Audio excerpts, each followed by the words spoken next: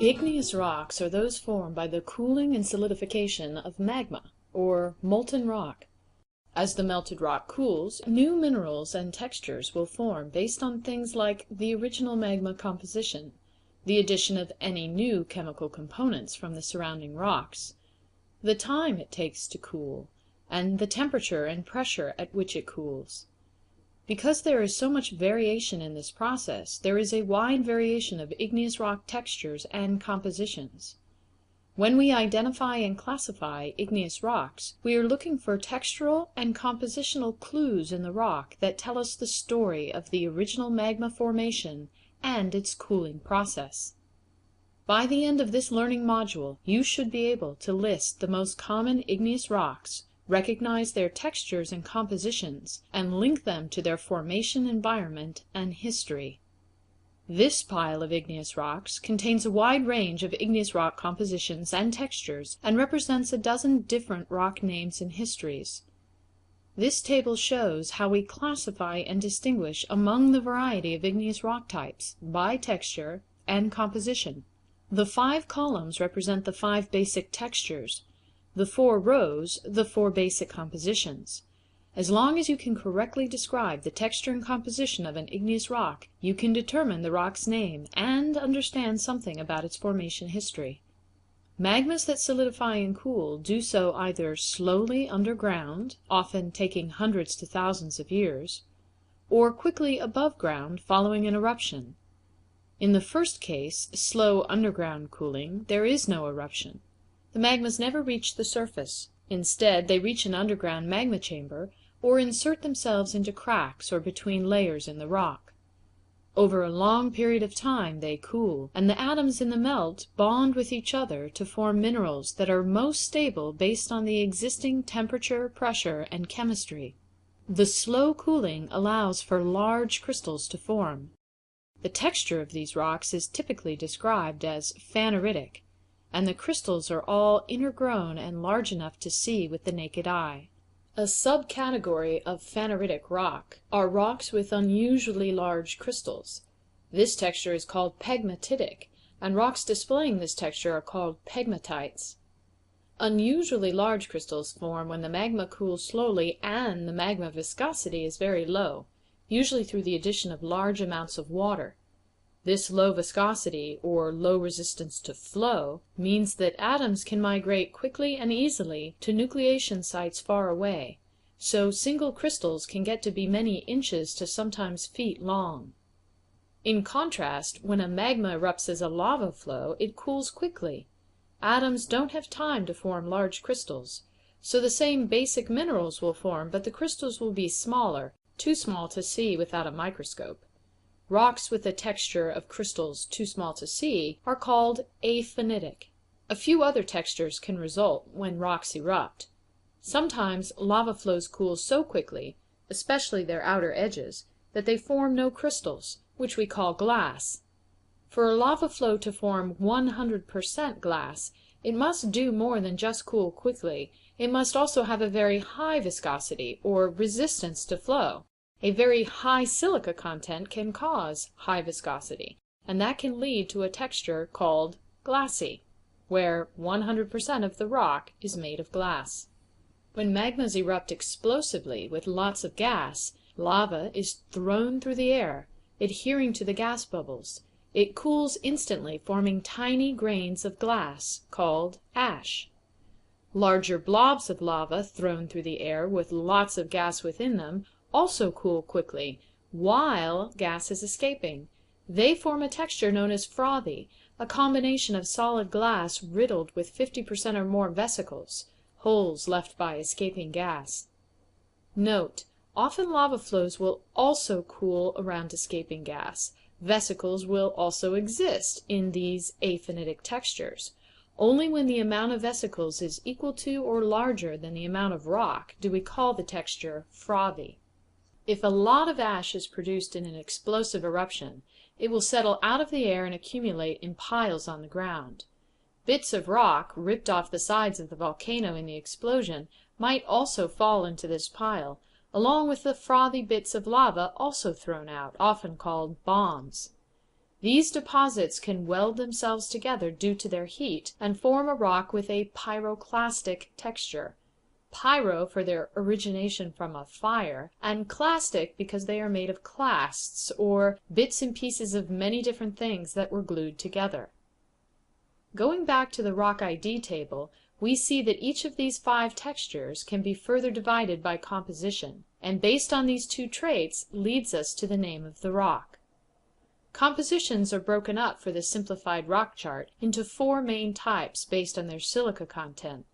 Lowest silica, highest iron and magnesium compositions are called ultramafic. As silica content increases and iron and magnesium decreases, we move from ultramafic to intermediate to the highest silica content in felsic rocks.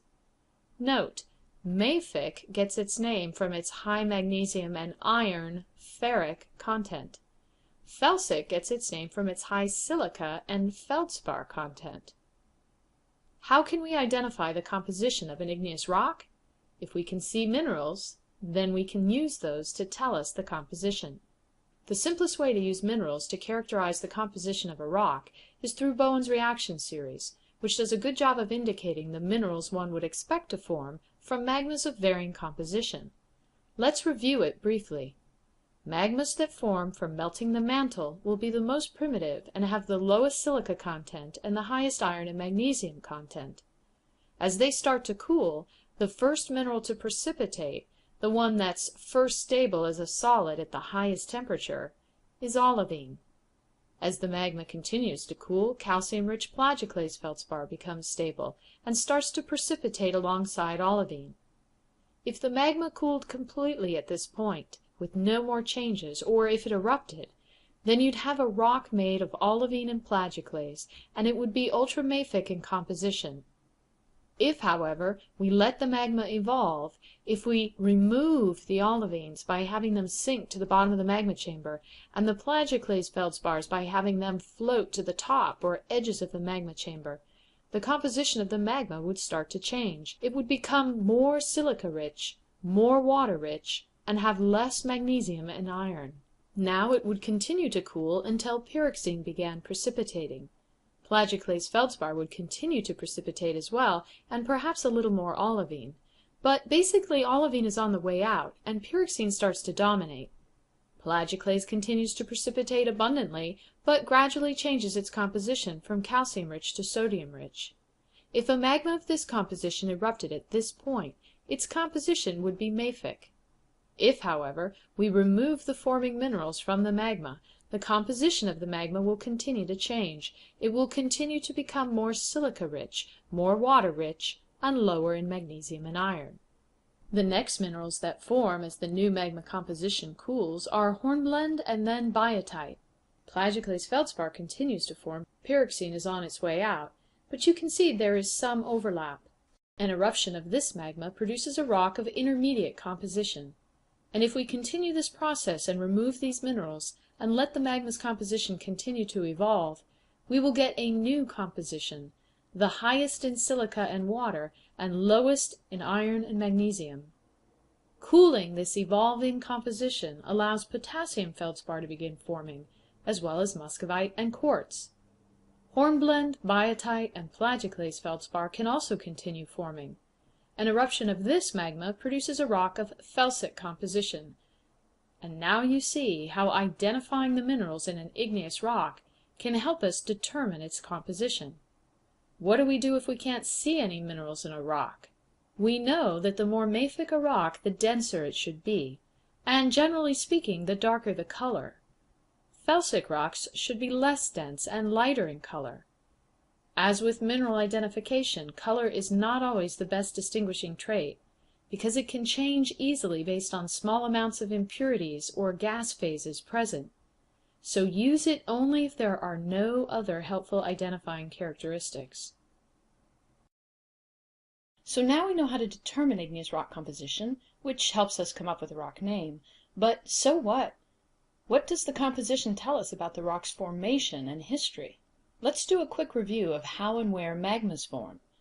Magmas can form in 3 different geologic settings: subduction zones, where water squeezed out of the subducting plate drops the melting point of the mantle above it, and causes it to melt. Those magmas rise up and produce subduction zone volcanoes. Where plates are diverging, the crust is thinned, which drops the pressure on the underlying mantle and lowers its melting point, causing it to melt. Those magmas rise to the surface to produce volcanoes along continental rift zones, or volcanism along seafloor spreading centers. And where mantle plumes rise from deep within the mantle, large volumes of mantle are melted by addition of heat. These magmas rise to the surface and create large hotspot volcanoes, associated with orders of magnitude more magma supply than the other volcanic settings. All of these original melts of mantle material would be ultramafic in composition, with the same basic major element composition, but variations in minor elements depending upon what part of the mantle was melted to produce the magma. As these magmas rise to the surface, they undergo compositional change or evolution due to two major processes. They can either melt the crust and/or undergo crystal fractionation, which we described earlier with Bowen's reaction series. For crystal fractionation to happen, the magmas have to have time and opportunity for slow cooling en route to the surface, and removal of crystals as they form. That usually means a slow transit, thick crust, and/or low magma supply. Where crust is thin at seafloor spreading centers or divergent plate boundaries, or where magma supply is high and continuous, like at a hotspot, the most fractionation that occurs prior to eruption is enough to move the composition from ultramafic to mafic, and basalts erupt. A larger travel time with low magma supply provides more opportunity for crystal fractionation. So intermediate and felsic rocks tend to form where magmas rise through thick continental crust, like at continental margin subduction zones. The second way to get a magma of a more evolved composition is to melt the crust, which produces felsic magmas. Continental crust has a much lower melting point than mafic magmas. So if large amounts of mafic magmas rise up and collect in crustal magma chambers, like they do at the Yellowstone hotspot, they can cause crustal melting. Those melts can either erupt separately as rhyolites or obsidian domes, or they can mix with the original mafic magmas and create magmas of intermediate composition. So, when we pick up an igneous rock and identify its composition through its density and mineral content, we are learning something about where the magmas formed and how they move through the crust. Minor element changes can act as fingerprints, giving us a lot more detail on magma formation and evolution. Take a class in igneous petrology to learn more. For purposes of this introductory class, we are simplifying this discussion. When I identify a rock as mafic, I can provide a handful of possible formation scenarios for it and eliminate a few other. It might have been formed as part of a mantle plume or hotspot, or it might have been formed at seafloor spreading centers. If I identify a rock as felsic, it might have formed at a continental subduction zone or at a hotspot region where crustal melting happened. Just like with Bowen's reaction series, these models are guides to help us distinguish between various formation settings and compositions. They work most of the time, but they fail to explain everything. For the times when the real world fails to follow our simplified model, we must investigate further. To identify and name an igneous rock, all we need is to correctly characterize its texture and its composition. Let's get started by separating all these rocks into 5 piles related to our 5 textures. Phaneritic, 100% of crystals big enough to see without a hand lens. Aphanitic, most of the crystals are too small to see. Glassy, frothy, and pyroclastic. Notice from the table that rocks with a pyroclastic texture are called volcanic tuff, regardless of their composition. However, we will find them more often in the felsic or high silica composition. Why? Remember, high silica means high viscosity. It also means higher gas content. The higher the gas content, the more likely an explosive eruption. And the higher the viscosity, the harder time the gas has escaping the magma, so the more likely it will collect within and allow pressure to build. This rock is pyroclastic because we see chunks of rocks, crystals, and pumice pieces in a matrix of ash, so this rock is a tuff. Here are 2 rocks with a frothy texture. According to the table, the frothy texture is separated into 2 rock names: scoria for the mafic or low silica composition rocks, and pumice for the intermediate or felsic rocks. How do you tell the difference? Not only is the scoria darker than pumice, it's also denser. In fact, pumice is so low in density it floats on water. So this must be the scoria, and this the pumice. The glassy texture, as we already mentioned, is only felsic in composition. The name of this glassy rock is obsidian. Here we have 3 rocks that are aphanitic. You'll notice that they all seem to have some crystals big enough to see, but most, the ground mass, is rough and has no visible crystals. It's hard enough to say it's not ash, like in a tuff. So we can say this ground mass is cooled lava, hardened with tiny crystals too small to see or identify. How do we determine composition? If we're lucky enough to have some phenocrysts in the rock, perfectly formed crystals that formed slowly when the magma was at depth before it erupted, we can use those phenocrysts to determine composition. For example, this rock has phenocrysts of hornblende. Presence of hornblende in such high abundance means intermediate composition. So this rock is an andesite. Because it also has phenocrysts, it's a special kind of aphanitic rock known as a porphyry, and we name the rock a hornblende andesite porphyry. Porphyritic rocks are always named first with their dominant phenocryst, followed by the compositional aphanitic name, ending with the name porphyry. This dark, dense rock has some clear phenocrysts. It's hard to tell what they are, but the color of the rock being so dark and the density so high suggests the rock is mafic. Therefore these phenocrysts are probably plagioclase crystals, and the name of the rock is a plagioclase feldspar basalt porphyry. That leaves us with this last rock, which has a pinkish ground mass and large quartz phenocrysts. Quartz is found only in felsic rocks. That makes this rock a quartz rhyolite porphyry. On to the phaneritic rocks. We can start by lining them up by color, from lightest to darkest. Let's see if that helps. Color is a good guide, but we must corroborate with additional information. Also, how do we fit in the pink rock and the green one? Because phaneritic rocks have crystals big enough to see, we should be able to line these up next to Bowen's reaction series and identify the minerals. The green rock is made up 100% of green glassy minerals. What are they? Olivine. A rock made entirely of olivine must be ultramafic, so that means this rock is peridotite. The pink mineral in this rock looks just like potassium feldspar, and that means it must be felsic in composition. Phaneritic felsic rocks are called granite. But this rock is also granite. Why different? Remember, potassium feldspars can be pink or white. This rock is dominated by the pink variety, but it also has some quartz, some biotite, and some hornblende. This rock is dominated by the white variety of potassium feldspar, but also has some muscovite, biotite, and quartz. That leaves these 2 rocks, which look very similar and differ mostly in darkness. If we line these up next to Bowen's reaction series, we can see or estimate that this rock is made up of pyroxene and plagioclase, mostly pyroxene because mostly dark, and this rock is made of hornblende with greater amounts of plagioclase. It's hard to see the difference between pyroxene and hornblende when crystals are this small.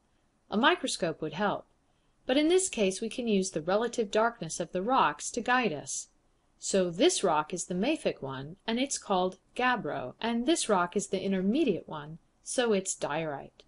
So let's line up all these rocks in the order of the rock chart, with the phaneritic texture on the left, aphanitic next, then glassy, then frothy, then pyroclastic. Ultramafic composition is at the top, followed by mafic, then intermediate, then felsic. Starting on the right, we have tuff, scoria, pumice, obsidian. And the rest? How do we remember these names? A mnemonic that can help you remember the rest of these names, not the best mnemonic, but it'll do in a pinch, is Pretty Good Diet Granola Bar. Starting with the ultramafic phaneritic rock and working down, we have pretty, peridotite, good, gabbro, diet, diorite, granola, granite, bar, B-A-R, basalt, andesite, rhyolite. Remember, learning the names of igneous rocks tells us exactly how the magmas cooled and what level of evolution the magmas had experienced based on their composition. So the texture and composition are the clues we read to determine the history of the rock, and that corresponds to its name.